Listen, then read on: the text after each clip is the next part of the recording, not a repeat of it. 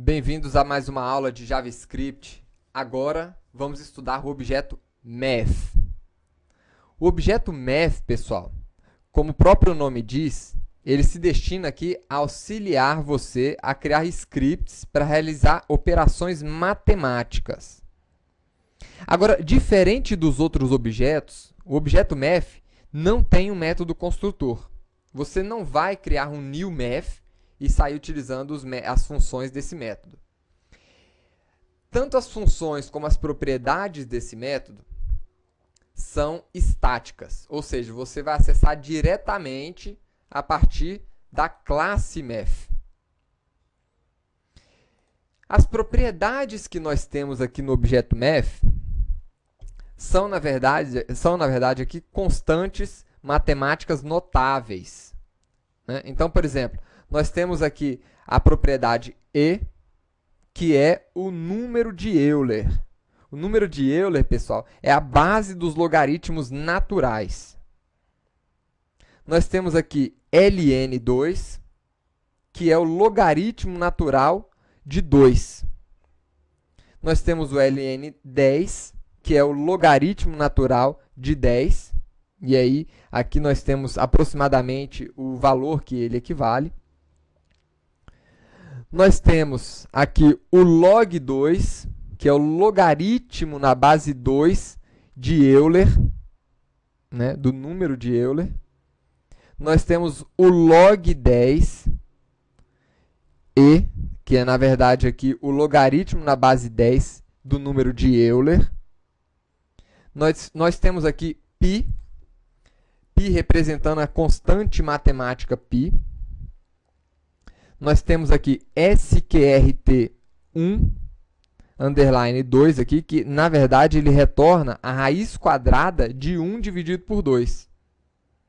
E o sqrt2 retorna a raiz quadrada de 2. Tá certo? Então, como é que nós poderíamos, por exemplo,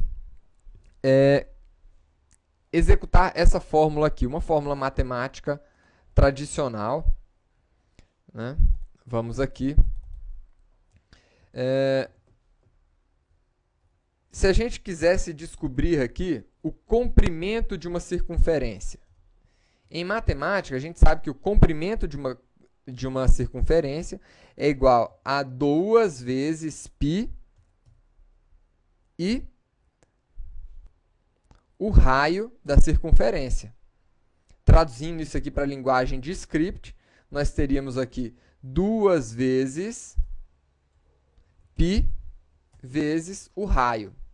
Vamos supor aqui que o raio seja de 30. Né? Então, como é que eu recupero o valor de π, que é uma constante matemática? Então, com a classe Math, a gente consegue acessar a variável π aqui. Né? Então, vamos ver quanto é que vale aí o comprimento de uma circunferência que tenha 30 de raio. Vai ser exatamente isto daqui. Vamos ver? Tá aí, essa aí é a circunferência, né, da nossa... a circunferência passando esse raio aí como parâmetro. Vamos agora ver as várias funções. Vocês já viram quais são os atributos que nós podemos ter, as propriedades que nós temos no objeto Math. Sempre que vocês precisarem descobrir ou entender quais são as propriedades e funções de um objeto JavaScript, entrem aí na W3 Schools e entrem lá na referência a objetos JavaScript. Tá? Aqui a gente tem um material bem completinho. Agora vamos estudar aqui cada uma das funções rapidamente.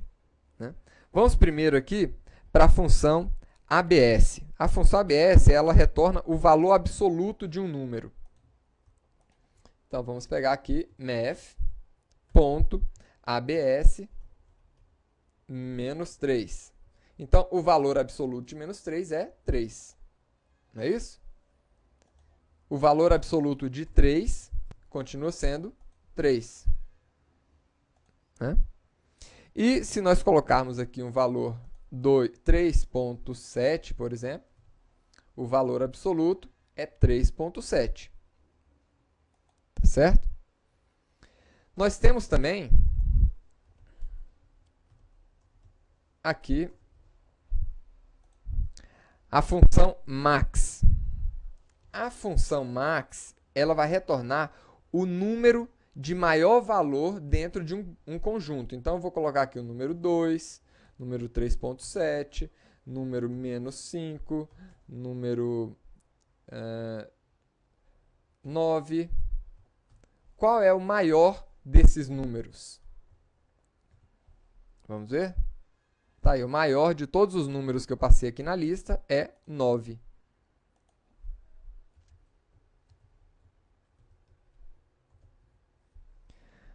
Nós temos ainda o método min. O método min, pessoal, ele retorna o número de menor valor dentre os valores passados. Eu vou aproveitar, inclusive, esse script daqui, que já tem um conjunto de valores, para representar aqui o min. Então, min é o menos 5. Nós temos a função round. A função round, pessoal, ela arredonda o número que a gente informou aqui, tá?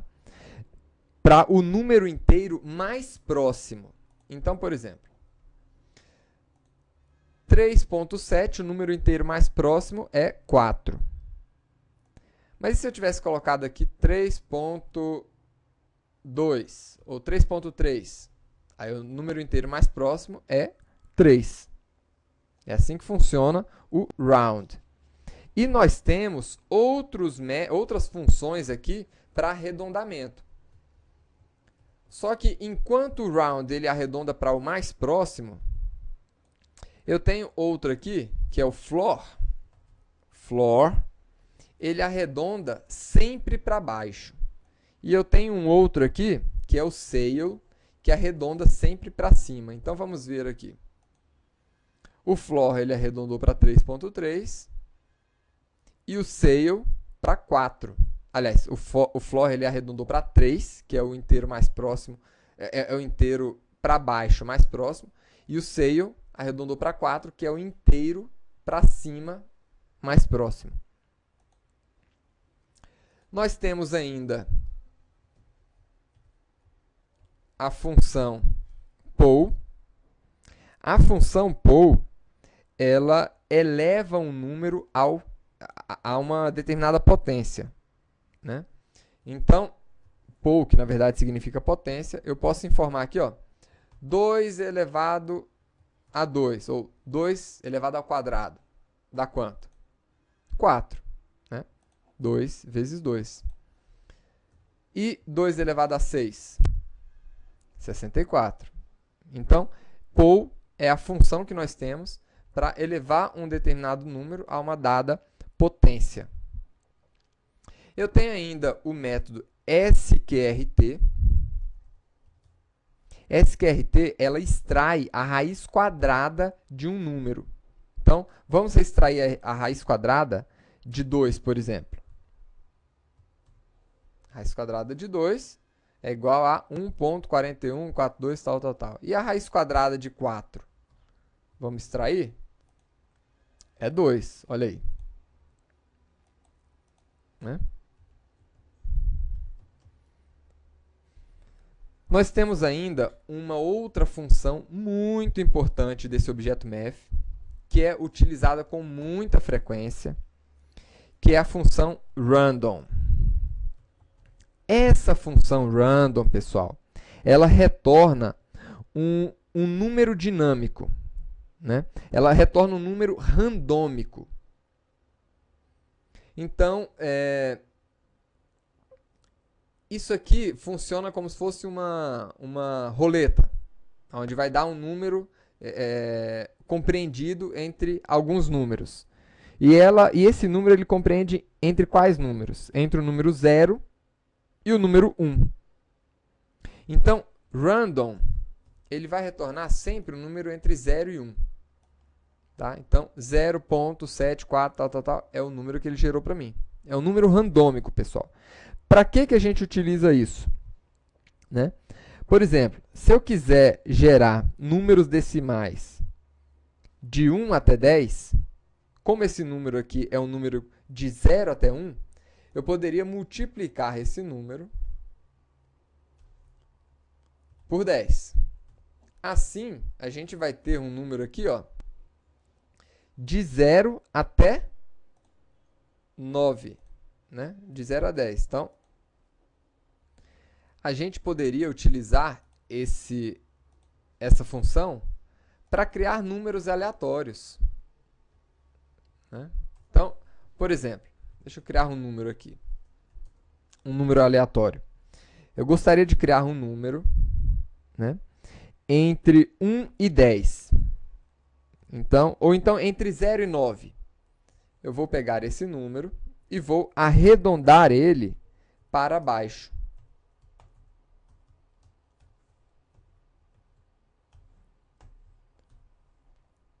Então, como ele gera ali números decimais, né, de 1 a 10, quando nós fizermos isso aqui, n, ele vai retornar aqui um número entre 0 e 9. Olha aí, ó. É o máximo que ele podia gerar. 8. Então, está gerando números aleatórios para a gente. Se eu colocar mais um aqui, ele vai gerar números aleatórios para mim, números inteiros, porque eu estou arredondando aqui para um número inteiro, números inteiros de 1 até 10, colocando ali mais um. Então, sempre vou ter números ali de 1 a 10. E a gente poderia evoluir isso aí e criar números de 3 até 15, né? Poderíamos criar uma infinidade de números aleatórios. Uma outra função que nós temos é a função exp. Essa função exp, ela eleva o número de Euler à potência que a gente definir aqui no parâmetro. Então, vamos lá. Se eu quiser elevar o número de Euler à potência de 3, nós vamos ter isso daí.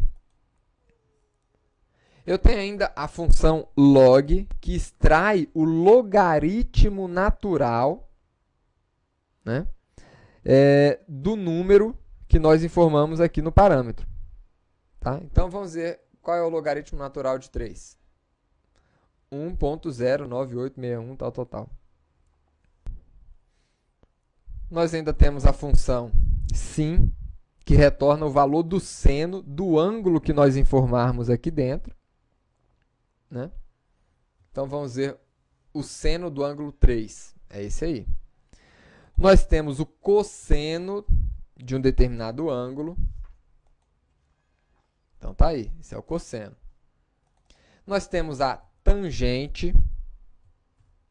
Né? Tangente de um determinado número aí. De um determinado ângulo, na verdade. Né?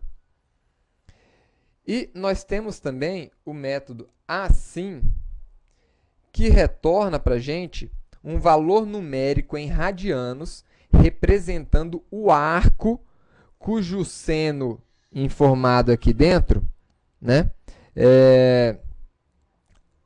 cujo o seno, exatamente, seja passado aqui nesse parâmetro. Então, vamos ver aqui esse valor, né, não é um valor numérico. Vamos colocar aqui o valor 0, por exemplo.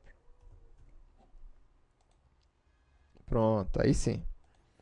E nós temos também o acosseno. Então, acosseno. Né? O acosseno ele retorna um valor numérico em radianos, representando o arco cujo cosseno seja passado aqui no parâmetro da nossa função. Nós temos ainda o atangente, atan,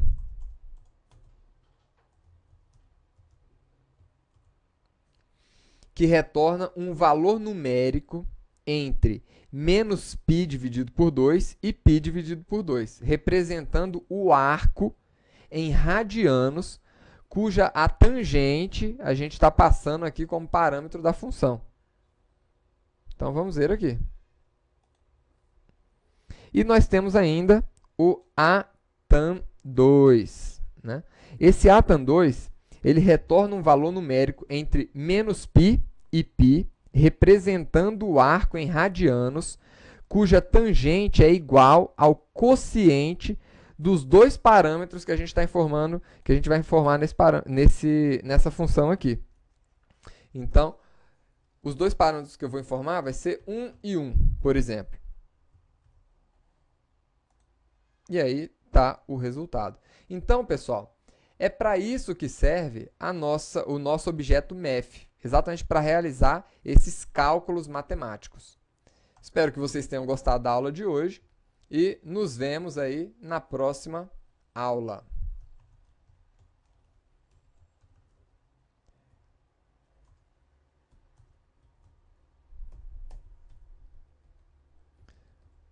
Um tchau JavaScript aí, ó.